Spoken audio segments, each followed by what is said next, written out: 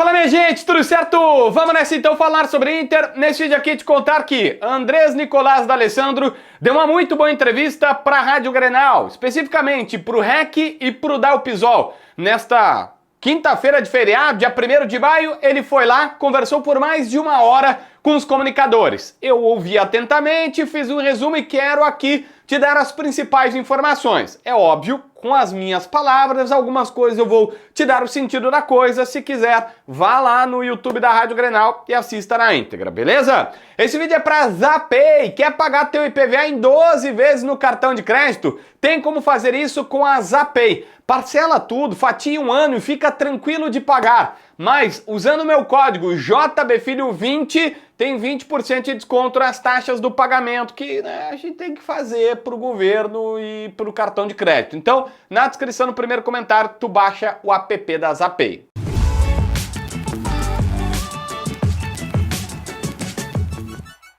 Gente, olha só. O D'Alessandro começou dizendo que alguns dias estava conversando com os jogadores e com o próprio Roger, que, por exemplo, na época deles, Roger, se jogava bem menos e que tinha mais tempo para se recuperar. Agora é mais corrido, tem mais viagens e tudo mais, e que isso dificulta muito.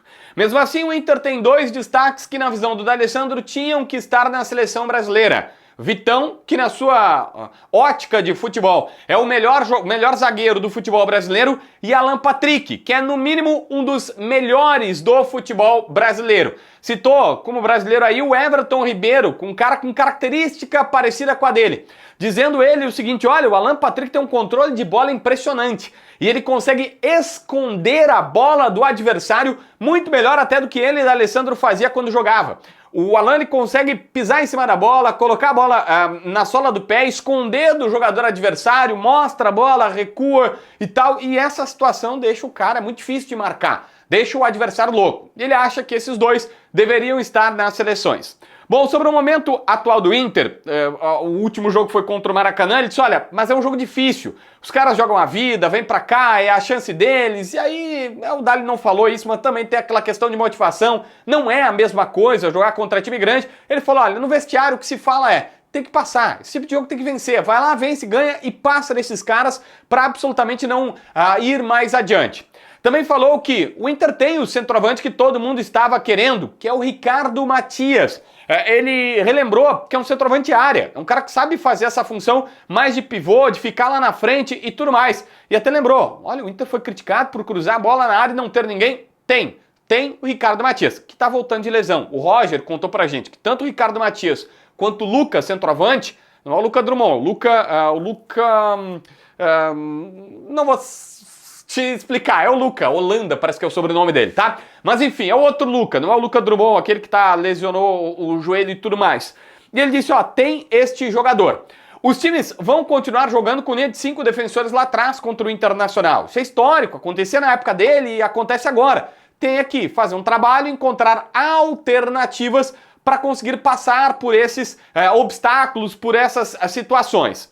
Relembrou que o Inter contratou jogadores dentro da realidade financeira, que é difícil, que é complicada, mas ele disse: olha, os 4 ou 5 jogadores que vieram por salário compraram o Bernabé porque tinha que comprar, e o Juninho porque também precisava de um zagueiro para a esquerda. Mas de resto, foi tudo dentro da situação financeira do Inter. O Carboneiro, que na sua visão, aliás, Carboneiro é um ponta diferente do Wesley e do Vitinho, que todos os pontas são diferentes na forma de atuar. O Inter buscou isso, essa variação. O Carboneiro é um ponta que ele traz mais por dentro, né? Ele não é tão extremo assim, ele traz mais por dentro, ele faz uma jogada mais pelo meio. Mas foi contratado por um empréstimo baixo, um jogador que ele tinha visto jogar na Argentina, sabia do potencial, tinha tido uma lesão que o prejudicou e tudo mais, mas que todas as contratações são dentro da realidade financeira do clube.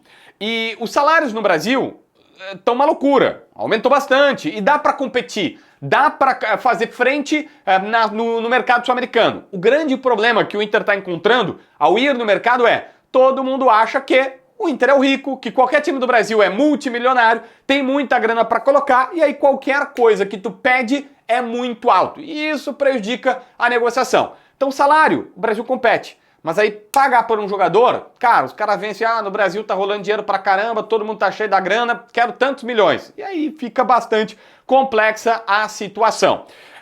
contou que hoje um técnico de futebol, ele é muito mais um gestor de vestiário do que qualquer outra coisa, muito mais um gestor de dia a dia. Relembrou que ele já foi jogador e sabe que jogadores são malandros, eles tentam ganhar na malandragem. E o técnico tem que saber isso e tem que saber ir levando. Muito mais do que um treinador na acepção da palavra, seu negócio é ir levando esta questão.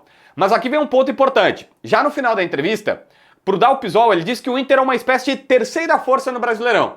Ele coloca Palmeiras e Flamengo à frente e o Inter tá trabalhando para ser uma terceira força do Brasileirão. Esse é o pensamento do Dali. O Inter como um protagonista, mas claro que abaixo de Palmeiras e Flamengo, eu acho que ninguém vai discutir com isso. Tem uma questão importante aqui, que é sobre a sua vinda. Ele deixou claro que não viria se o presidente do Internacional não quisesse, não teria voltado a trabalhar como coordenador. Explicou que ele teve a questão uma questão de apoiar o Roberto Melo por gratidão a tudo que o Melo, o Giovanni Luiz, de Carvalho fizeram por ele lá atrás e pela sua família.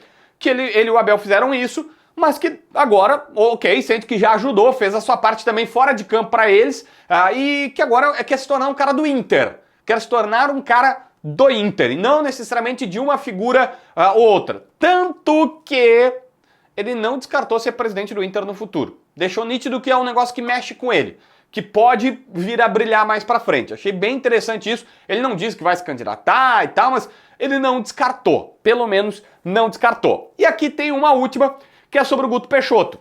A declaração famosa do Guto, dizendo que o D'Alessandro vai apanhar na arena.